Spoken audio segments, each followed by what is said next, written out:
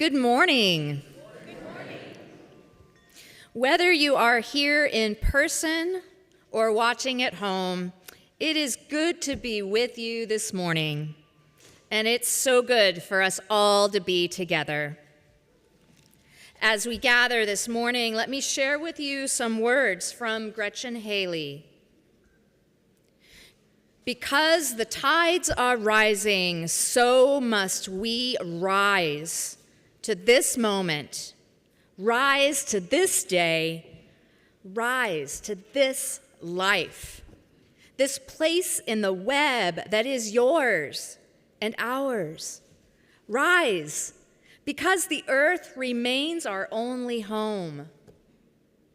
And we, fellow travelers, its only hope for healing, for wholeness, for salvation. Rise before the mystery, before the Big Bang that started it all, that this infinite universe still takes notice of us, still feels the in and out of our breath, still holds us, still connects us. Rise or surrender with gratitude for this beauty, this chance to be a part of it all, to give back, to weave life, past, present, future, everywhere, always as one. Come, let us worship together.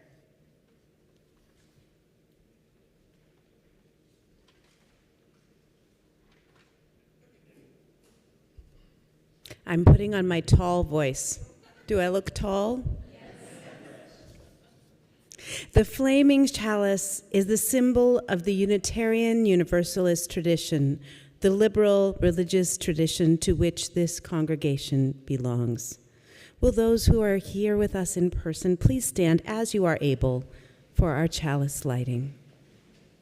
And if you have a chalice at home, I invite you to light it with us at this time. As we kindle this flame, we recommit ourselves to nurturing the spirits of one another and the common good of the world we share. May the light of this flame be welcoming to all who seek a liberal religious home. And for those of you who are already standing, I invite you to remain standing for our opening hymn. And this morning, our special UUFR ensemble will guide us in that opening hymn, which is called Put Your Roots Down. So I invite you to root your feet into the earth and wait for further instruction. Good morning. This song has 3 parts. They can be sung one at a time. They can also be sung simultaneously. So I'm going to sing the first part for you, and then we'll sing it together. Put your roots down, put your feet on the ground. Can you hear what she says when you listen? Try it with me.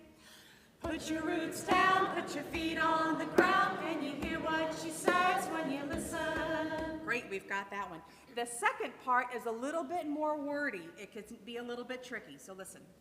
'Cause the sound of the river as it moves across the stones is the same sound as the blood in your body as it moves across your bones. Try it with me. 'Cause the sound of the river as it moves across the stones is the same sound as the blood in your body as it moves across the bones. Good. And the last one is the easiest. Are you listening? Are you listening? Are you listening? Are you listening? Good. And actually, it's just that 2 times. Now, what we're going to do first is we'll sing it parts 1, 2, 3 right in a row. And then we're going to start mixing the parts up. If you want to sing with me, because the sound of the river. I'm going to move on to that part so you can sing with me. You can sing with Jessica and Michelle. You can pick your favorite part and just stay on that the whole time if you want. How we're going to end it is I'm going to hold up a 3. Whenever I hold up that 3, you're going to finish the part that you're singing and then sing the "Are you listening?" So we'll all meet up together at the end on the third part. Let's do it. Put your roots down, put your feet on the ground. Can you hear what she says when you listen? Put your roots down, put your feet on the ground. Can you hear what she says when you listen? 'Cause the sound of the river as it moves across the stones is the same sound as the blood in your body as it moves across your bones. Are you listening? Are you listening? Put your roots down. Put your roots down, put your feet on the ground. Can you hear what she says when you listen? Put your roots down, put your feet on the ground. Can you hear what she says when you listen? 'Cause the same sound as the river as it moves across the stones is the same sound as the blood in your body as it moves across your bones. Are you listening? Sound of the river. Are you listening? Stones is the same sound as the blood in your body. Can you hear what she says when you listen? Put your roots down, put your feet on the ground. Can you hear what she says when you listen?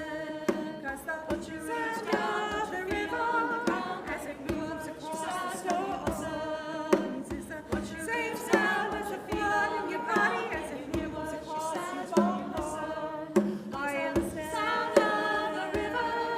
Are you listening? Across the stones is the same sound as the blood in your body. Can you hear what she says when you listen? Put your roots down, put your feet on the ground. Can you hear what she says when you listen? 'Cause the sound of the river as it moves across the stones is the same sound as the blood in your body as it moves across your bones. Are you listening? Are you listening? Are you listening? Are you listening?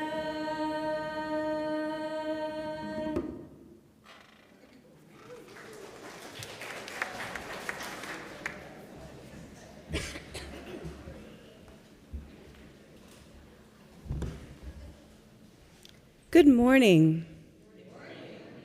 My name is Allison Hurwitz, and I'm so glad to serve as part of your worship team this morning. Whether you are a first-time visitor or a long-time member, I'd like to offer you a special welcome. Here at the Unitarian Universalist Fellowship of Raleigh, we are intentionally inclusive, liberally religious, and actively serving the common good of our shared world. Whoever you are, and wherever you are on your own religious journey, you are welcome here. This morning, Will Smith, one of our lay ministers, will be available in the Wiggle Room, which is the window in the rear of the sanctuary, right after the service, to talk with anyone who might be experiencing difficult circumstances in their lives and would like to talk to someone. I hope all of you will read through the chalice you received by email on Friday about everything happening around here at UUFR, or you can check out the upcoming events section of our website. Our in-person social hour this morning will be following the service downstairs in Founders Hall, and if it's your first time, just follow the herd of UUs and you will find your way there.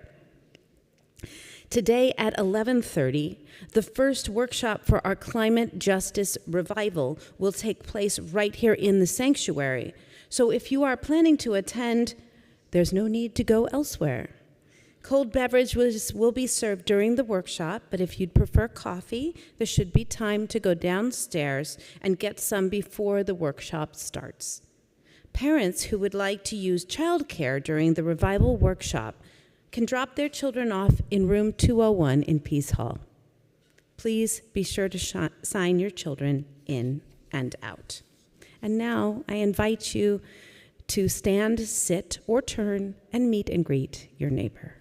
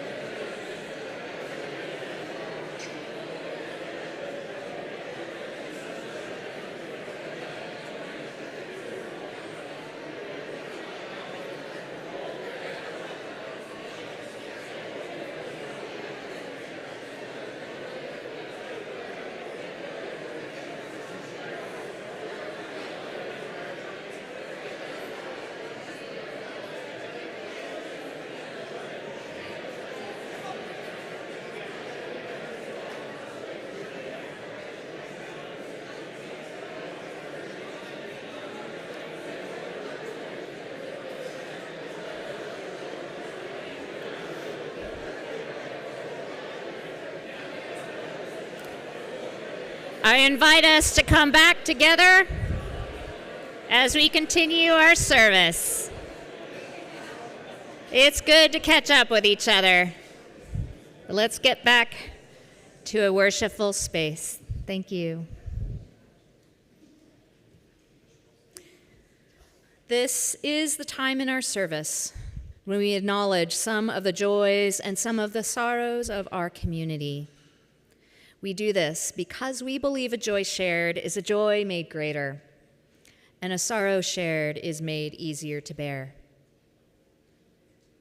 Blythe Toussaint is full of joy after successfully relocating back to North Carolina after 25 years in Colorado.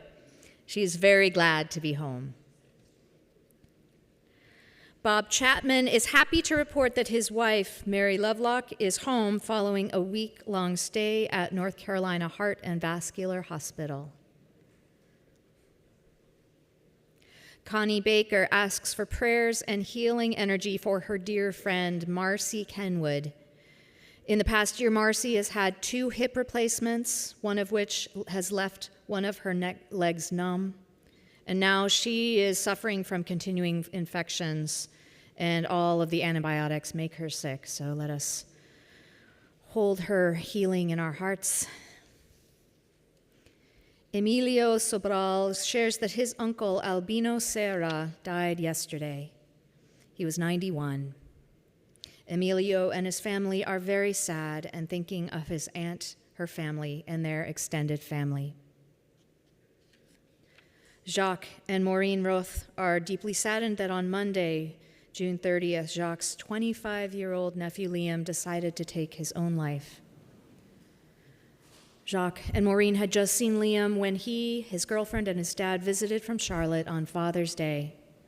Liam was an exceptional and brilliant man who was taking positive steps towards his future and who hid his pain from his loved ones.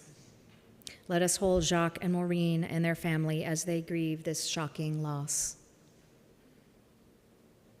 As we hold these shared joys and sorrows in our hearts and reflect on the joys and sorrows, fears and hopes of our own lives, let's be together in stillness and in silence, opening ourselves up to that spirit within us and amidst us, called by many names, but known to every human heart, that leads us to a fuller and deeper and richer experience of life. After the silence, we'll sing hymn 1010, We Give Thanks. But for now, let's be together in stillness and in silence.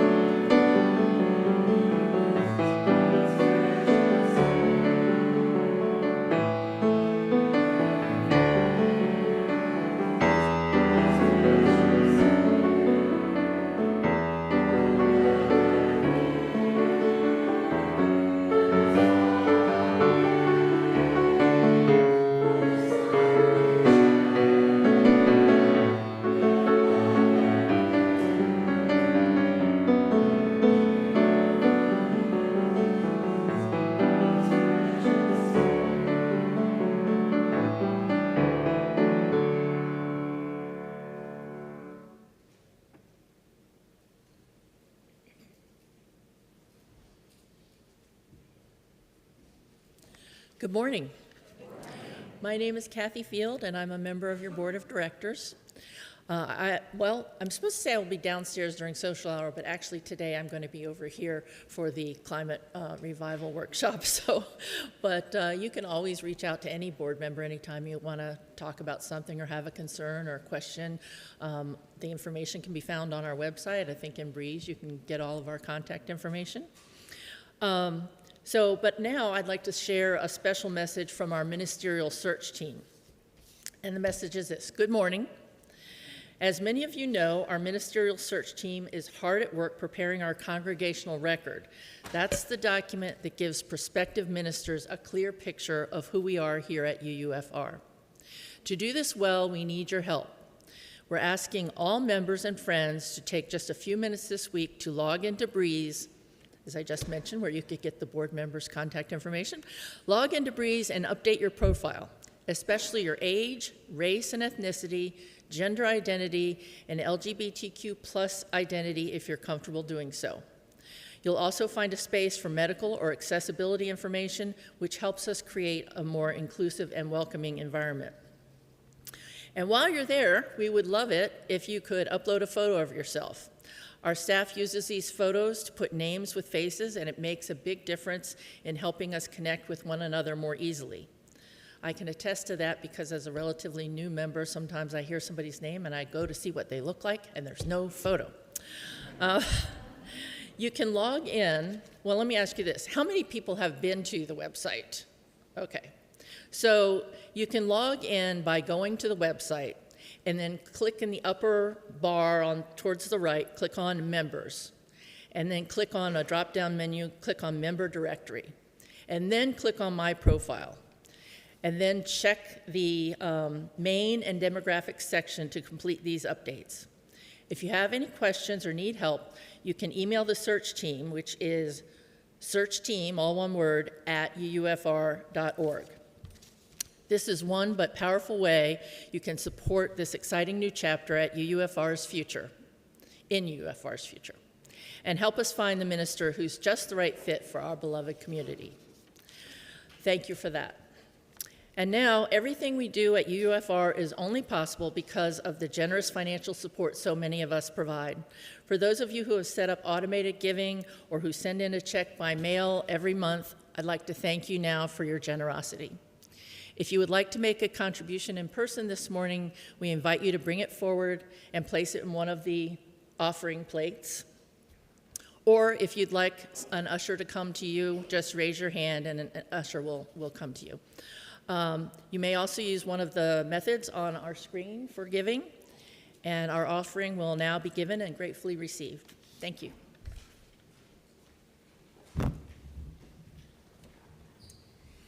So change can be disorienting and difficult, but this song is a rather lighthearted take on it. We hope you enjoy it.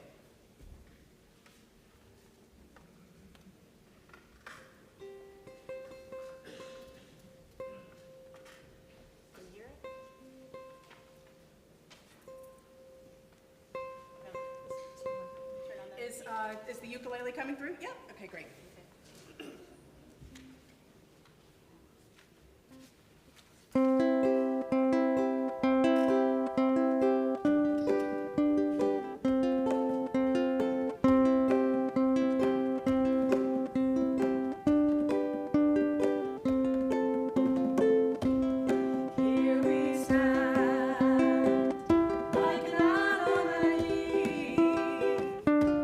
Waterfall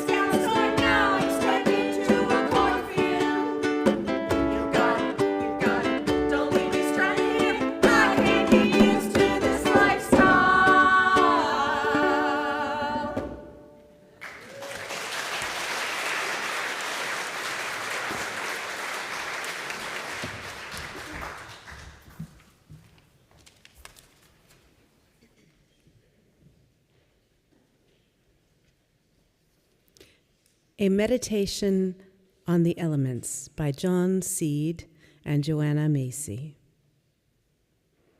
What are you? What am I? Intersecting cycles of water, earth, air, and fire. That's what I am. That's what you are. Water, blood, lymph, mucus, sweat, tears, inner oceans tugged by the moon, tides within and tides without. Streaming fluids floating our cells, washing and nourishing through endless riverways of gut and vein and capillary, moisture pouring in and through and out of you, of me, in the vast poem of the hydrological cycle. You are that. I am that. Earth, matter made from rock and soil, it too is pulled by the moon as the magma circulates through the planet heart, and roots suck molecules into biology.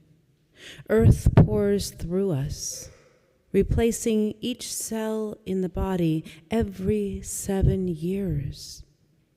Ashes to ashes, dust to dust, we ingest, incorporate, and excrete the earth, are made from the earth. I am that. You are that. Air, the gaseous realm, the atmosphere, the planet's membrane, the inhale and the exhale, breathing out carbon dioxide to the trees and breathing in their fresh exudations, oxygen kissing each cell awake, atoms dancing in orderly metabolism, interpenetrating. That dance of the air cycle, breathing the universe in and out again, is what you are, is what I am.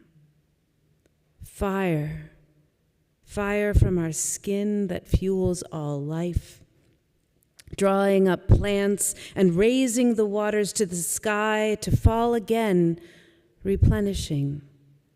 The inner furnace of your metabolism burns with the fire of the Big Bang that first sent matter, energy, spinning through space and time.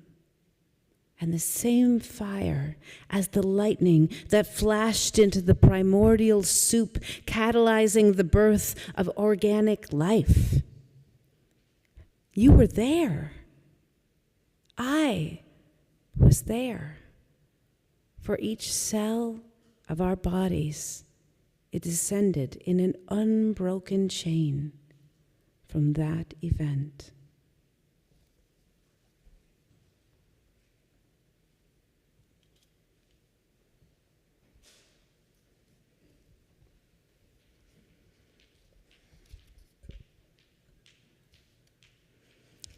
I am so excited that this is the first Sunday of our Climate Justice Revival, and it's finally here.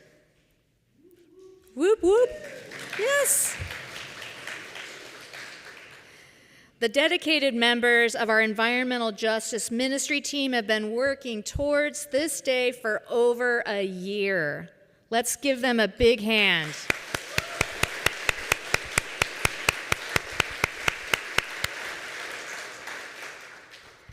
And I have to say, this climate justice revival could not be happening at a better time. In this country, we have just experienced 4, count them 4, different once in 1,000 years flooding events, all happening within 7 days of each other. In Texas, in Illinois, in New Mexico, and right here in North Carolina, in some of our very own neighborhoods. Each of these events resulted in loss of life, damage to property, and destruction of natural environments. And while these storms continue to be devastating, they are becoming more and more common. And human-caused climate change is to blame. It is indeed time for us to gather and connect over issues of climate justice and collectively imagine new solutions to the predicament that we all share. I'm pretty sure I don't need to tell you about the dangers of climate change and what's at stake. I'm also pretty sure that I don't need to convince you about the science behind our climate crisis and the importance of acting sooner rather than later. What I would like to talk about today is how we can root ourselves in our Unitarian Universalist faith and values that compel us to act and inform how we should act. Why root ourselves in our UU faith and values? Rooting ourselves allows us to act for what we believe and what we know is important, rather than from feelings of fear and guilt and inaction and overwhelm and so many other things. When we act from our UU faith and values, our actions become proactive rather than reactive. And we are better able to sustain our activity on the long path that lies ahead of us. Just like a tree grows strong, root systems that support the massive trunk and all of the vast network of branches that allow it to live for decades and even centuries, by rooting ourselves in our UU faith and values, we can build the framing and the support for the work of climate justice we are all called to do. The reading Allison just read, a meditation on the 4 ancient elements, written by John Seed and Joanna Macy, outlines a lot of my own personal theology. What do I mean by theology? From the roots of the Greek language, theo means God, logi means study, so it's basically the study of God, or how we humans understand God and what God means to us as we live our daily lives. But what does the story of God mean to us who are Unitarian Universalists? Among us are atheists who don't believe in a God. Some of us are Christian, Jewish, or Muslim and believe in the God written in the texts of the Abrahamic faiths. Some of us believe in multiple gods. For the purposes of Unitarian Universalism, I like to translate the God sought through theology to Paul Tillich's phrase, ultimate concern, or that which is of utmost importance in a person's life. For me, that ultimate concern is the physical world. My theology is an attempt to better understand the physical world, my place in it, and how this understanding informs how I should act in this physical world.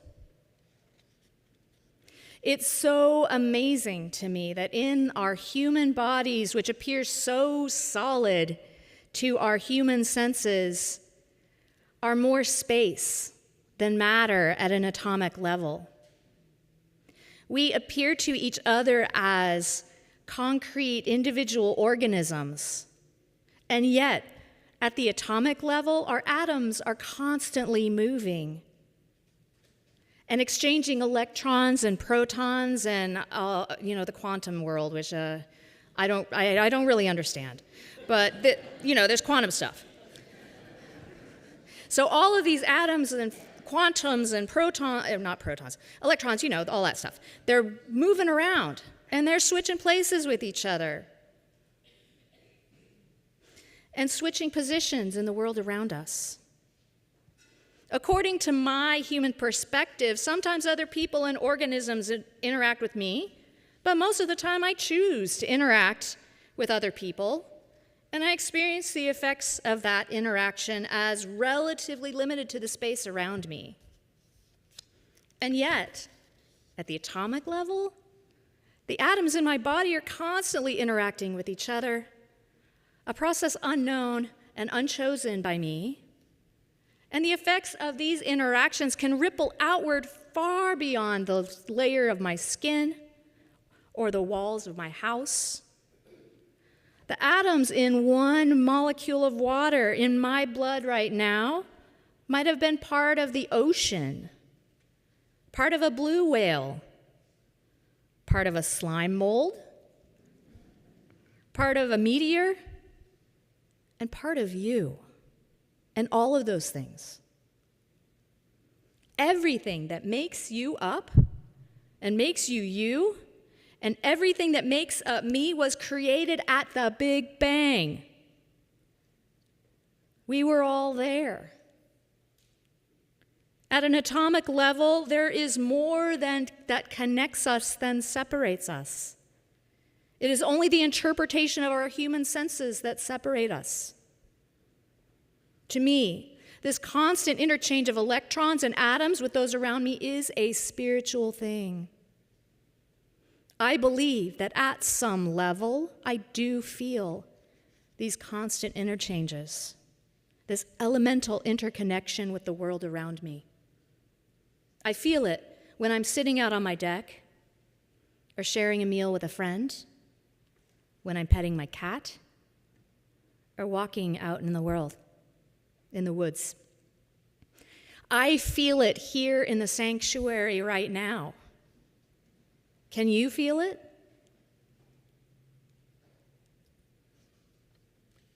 We as UUs agree to support each other as we each responsively search for our own truth and meaning, but we do not agree on a particular theology.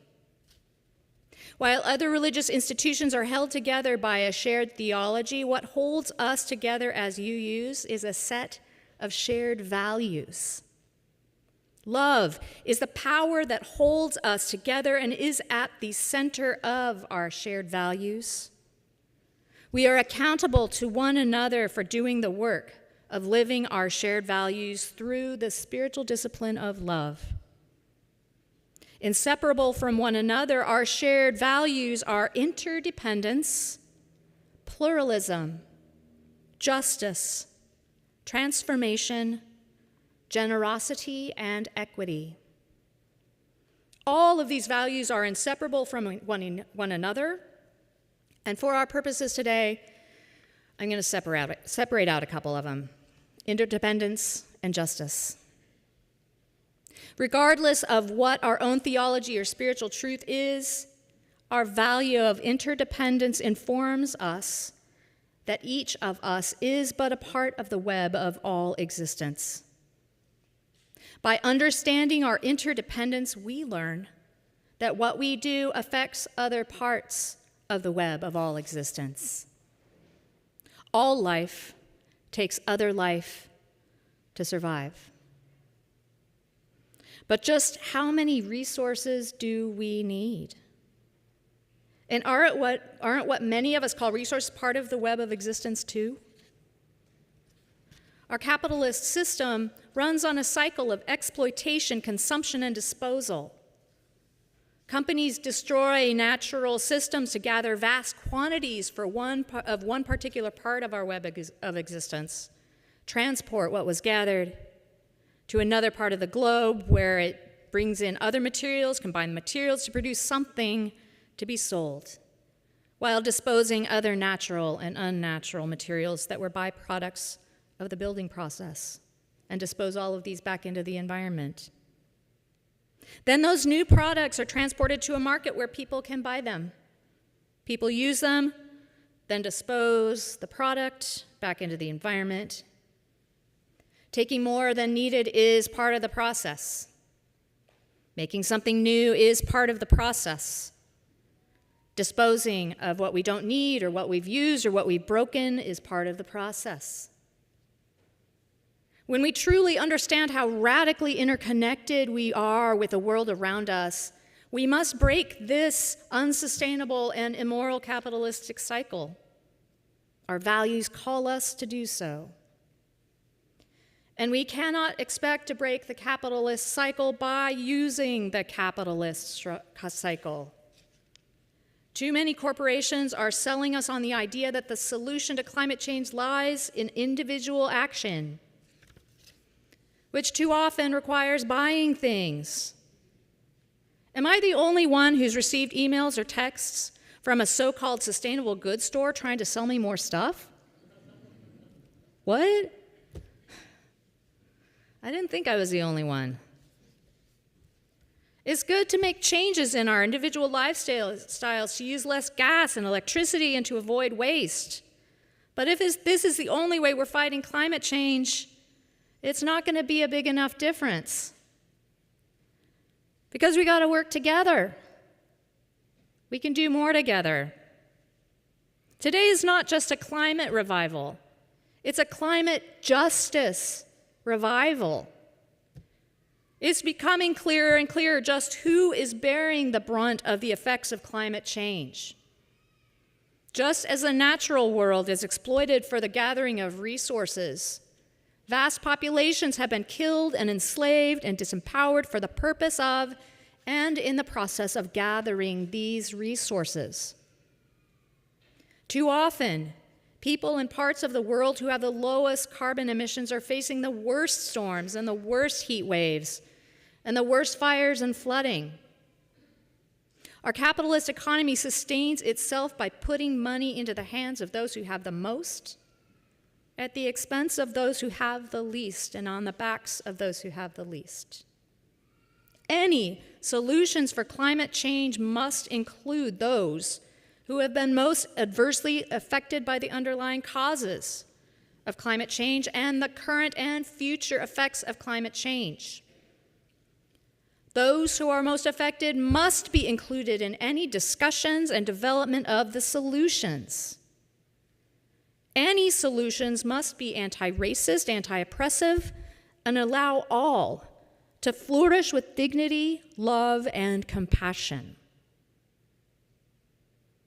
This week, I have been in the One Wake training as part of the Industrial Areas Foundation, which is a vast system of community organizing organizations. And learning about collective power has been really charging for me. Yesterday, we had a One Wake event. How many people were at that One Wake event? Thank you. Thank you for showing up. Because yesterday it was about showing up, and I tell you, it felt like I was at church. It was, I talked about feeling the interchange of atoms and electrons. Boy, that was palpable yesterday. That was, I'm getting goosebumps just talking about it. And what it was this is a process where it starts with learning from listen. It starts with listening. There's a problem, and you listen to those who are most affected by that problem. And then from that, you build coalitions of people who are affected by those issues, and you pick an issue, and you build more power. You bring in more organizations, and then you plan actions that are designed to leverage the power of the people against the power of the government, the power of the corporations. And what's the power? Being together. Organizing people, organizing money. And yesterday was when all of this planning was actualized, and it's not done yet, but it was powerful, and it gives me hope for the work that we have ahead of us. So today, as we do the work of climate justice, as we are in the Climate Justice Revival Workshop, let us remember that we are not alone and that our strength lies in being together, in showing up for each other, in dreaming together, in strategizing together, and in laughing and singing together. May we connect with our own senses of truth and meaning. May we be rooted in our values as Unitarian Universalists. May we build meaningful relationships with one another, within our communities and in our broader world.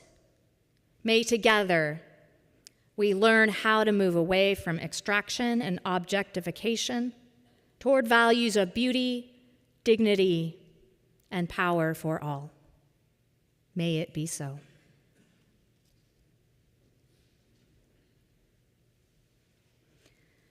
And now I invite you to stand in body or in spirit as we sing together our closing hymn, "The Tide is Rising."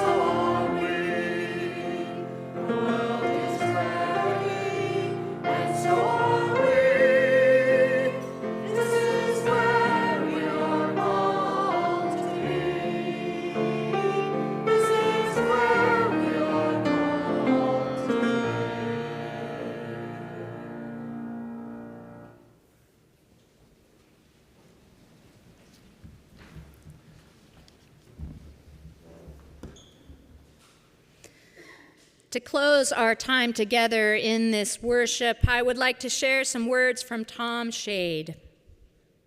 My friends, there is a power at work in the universe. It works through human hands, but it was not made by human hands. It is a creative, sustaining, and transforming power, and we can trust that power with our lives. It will sustain us whenever we act centered in love, whenever we work for peace and justice, whenever we take a risk. Trust in that power. We are together held by that power. Amen.